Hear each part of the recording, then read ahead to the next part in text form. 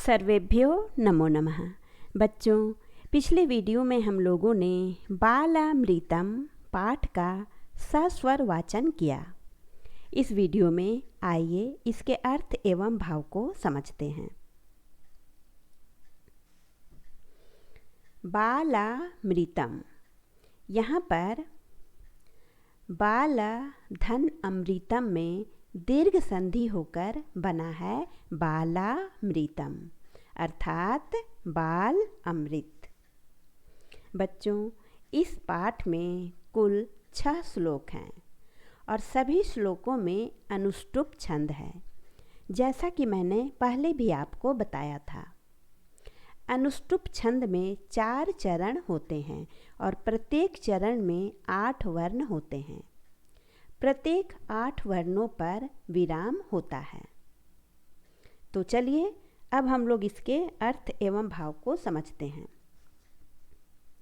नमन्ति फलिनो वृक्षाः नमन्ति गुणिनो जनाः, अर्थात फलदार वृक्ष जो होते हैं वे झुके हुए होते हैं। नमन्ति, इधर शब्दार्थ मैंने रखा है, आप इसे देख सकते हैं। फलदार वृक्ष झुके हुए होते हैं, उसी प्रकार गुणिनो जना यानी कि गुणवान व्यक्ति भी झुके हुए होते हैं। शुष्क वृक्षाश्च मूर्खाश्च, सूखे हुए पेड़ और मूर्ख व्यक्ति ना नमन्ति कदाचन, वे कभी भी झुकते नहीं हैं। कहने का तात्पर्य है कि फलदार वृक्ष की डालियां फलों के भार से झुक जाती हैं। उसी प्रकार जो लोग गुणवान होते हैं वे अपने गुणों के भार से झुक जाते हैं।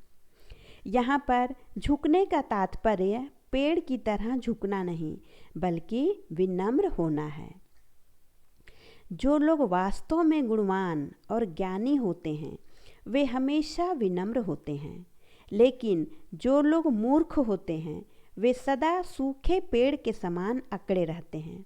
उनमें विनम्रता नहीं बल्कि झूठा अहंकार होता है और वैसे लोग किसी के आगे झुकते नहीं, यानी किसी के प्रति विनम्र नहीं होते हैं। तो बच्चों, हमें ऐसा नहीं करना है। हम अगर विनम्र हैं तो समझिए कि हमारे अंदर अच्छे अच्छे गुण हैं, लेकिन हम अगर विनम्र नहीं हैं, किसी के आगे झुकते नहीं हैं, तो इसका तात्पर्य हुआ कि हमारे अंदर कोई भी गुण नहीं है और हम सूखे पेड़ के समान हैं। आगे है कोति भारः समर्थानां किम दूरम व्यवसायिनां, को विदेशः स विद्यानां कहा परः प्रियवादिनां। समर्थवानों के लिए कुछ भी भार नहीं होता, व्यवसायियों यानी कि व्यापारियों के लिए कुछ भी दूर नहीं होता, और विद्या जानने वालों के लिए कोई भी स्थान विदेश नहीं होता, और प्रिय वचन बोलने वालों के लिए कोई भी पराया नहीं होता। कहने का तात्पर्य है कि जो व्यक्ति समर्थ, शक्तिशाली और योग्य हैं, उसके लिए कुछ भी भार नहीं होता। वैसे व्यक्ति बड़ी से बड़ी समस्या से भी घबराते नहीं हैं, बल्कि उसे सहजता से हल कर लेते हैं। व्यापारियों के लिए कोई भी स्थान दूर नहीं होता, वे अपना व्यापार करने के लिए कहीं भी चले जाते हैं। और विद्या से युक्त व्यक्तियों के लिए कोई भी स्थान विदेश नहीं होता। अपनी विद्या के बल से वह विदेशों में भी अपना ठिकाना बना लेता है और सभी के साथ प्रेम भाव से रहता है। ऐसे रहता है जैसे कि सभी अपने हों। और जो प्रिय वचन बोलने वाले होते हैं उनके लिए कोई भी पराया नहीं होता, क्योंकि प्रिय वाणी बोलने से पराये भी अपने बन जाते हैं। इसीलिए बच्चों, हमें हमेशा प्रिय वचन ही बोलना चाहिए। आगे है प्रिया वाक्य प्रदानेन सर्वे तुष्यन्ति जन्तवः तस्मात् तदेव वक्तव्यम वचने का दरिद्रता, अर्थात प्रिय वचन बोलने से सभी लोग प्रसन्न होते हैं। सभी लोग कहने का तात्पर्य है कि सभी प्राणी, वह चाहे मनुष्य हो, पशु हो या पक्षी हो, सभी लोग प्रसन्न होते हैं। इसलिए तस्मात् तदेव वक्तव्यम, इसलिए हमें वैसा ही वचन बोलना चाहिए। वचने का दरिद्रता, बोलने में कैसी कंजूसी। कहने का तात्पर्य है कि प्रिय, सत्य और मधुर वचन बोलने से सभी मनुष्य, यहाँ तक कि पशु पक्षी भी प्रसन्न होते हैं। इसलिए हमें हमेशा सत्य, प्रिय और हितकारी वचन ही बोलना चाहिए। अच्छी बातें बोलने में पैसे नहीं लगते हैं, इसलिए उसमें कंजूसी नहीं करनी चाहिए। आगे है, अलसस्य कुतो विद्या, अविद्यस्य कुतो धनम, अधनस्य कुतो मित्रम, अमित्रस्य कुतः सुखम। अर्थात जो लोग आलसी होते हैं उसके पास विद्या कहाँ, और जिनके पास विद्या नहीं है उसे धन कहाँ, और जिसके पास धन नहीं है अधनस्य, उसका मित्र कहाँ, और जिसका कोई मित्र नहीं है उसे सुख कहाँ। कहने का भाव है कि आलसी व्यक्ति के पास विद्या नहीं आती, और विद्या नहीं होने से धन की प्राप्ति भी नहीं होती है। धन नहीं रहने से मित्र भी नहीं बनते हैं, और मित्र ना रहने से सुख की प्राप्ति भी नहीं होती है। इसलिए व्यक्ति को कभी आलस नहीं करना चाहिए, बल्कि परिश्रम से विद्या प्राप्त करके धन, मित्र और फिर सुख की प्राप्ति करनी चाहिए। आगे है, हस्तस्य भूषणम दानम, सत्यम कंठस्य भूषणम, श्रोतस्य भूषणम शास्त्रम, भूषणैः किम प्रयोजनम।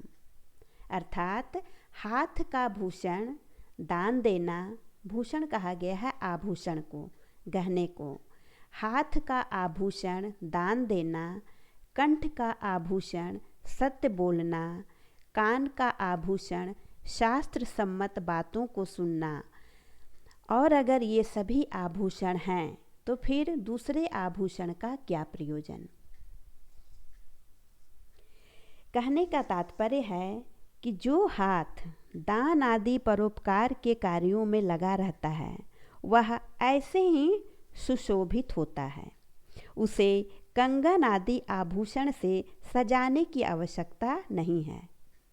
जिसके कंठ से सदा सत्य वचन ही निकलते हैं वह ऐसे ही सुंदर लगता है। उसे हार आदि से सजाने की आवश्यकता नहीं पड़ती। तथा जिसके कान शास्त्र सम्मत अर्थात अच्छी अच्छी बातें सुनता है वह स्वयं सुशोभित होता है। उसे कुंडल आदि से सजाने की आवश्यकता नहीं होती। अर्थात ऐसे हाथ, कंठ और कान जो स्वयं अपने पुण्य कर्मों से शोभायमान हैं, उन्हें किसी दूसरे आभूषण की आवश्यकता नहीं है। अयम निजः परो वेति, गणना लघु चेतसाम, उदार चरितानाम तु वसुधैव कुटुम्बकम। अर्थात अयम निजः यह अपना है, परावेति यह पराया है। इस तरह की गणना छोटी सोच वाले लोग करते हैं। लघु चेतसाम, उदार चरितानाम तु वसुधा एवा कुटुम्बकम। यहाँ पर संधि विच्छेद करेंगे तो होगा वसुधा धन एवा, यानी कि पूरी पृथ्वी ही कुटुंब के समान है। किसके लिए? जो उदार चरित्र वाले होते हैं। यानी कि यह मेरा है, यह पराया है, इस तरह के बोल, इस तरह की सोच जो छोटे लोग होते हैं वही लोग ऐसा करते हैं। लेकिन जो अच्छे लोग होते हैं, उदार चरित्र वाले होते हैं, वे पूरी पृथ्वी को ही अपना कुटुंब या परिवार के समान समझते हैं। कहने का तात्पर्य है कि छोटे बड़े, ऊंच नीच, गरीब अमीर, अपना पराया का भेद छोटी सोच वाले लोग करते हैं। परंतु उदार व्यक्ति और अच्छे लोग सभी को अपना मानते हैं और सभी के साथ प्रेम भाव से रहते हैं। तो बच्चों, हमें भी ऐसा ही व्यवहार करना चाहिए। सभी के साथ प्रेम भाव से रहना चाहिए। किसी को शत्रु या पराया नहीं मानना चाहिए।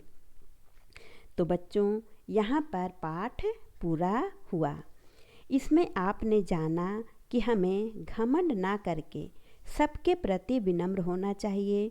किसी भी काम को करने में आलस्य नहीं करना चाहिए, बल्कि परिश्रम से विद्या प्राप्त करने का प्रयास करना चाहिए। दिखावे को त्याग कर हमेशा परोपकार करते हुए सभी के साथ सत्य और प्रिय वचन बोलना चाहिए तथा बिना भेदभाव के सभी को अपना समझकर सभी के साथ प्रेम भाव से रहना चाहिए। अगर हम इन गुणों को अपनाते हैं तो धीरे धीरे हमारी आदतें और भी अच्छी होती जाएंगी और हमारे अच्छे गुणों के कारण लोग हमें हमेशा याद रखेंगे। तो आशा है बच्चों, आप इन गुणों को अपने आचरण में अवश्य धारण करेंगे, जिससे आपकी कीर्ति दिनों दिन बढ़ती जाएगी। धन्यवाद।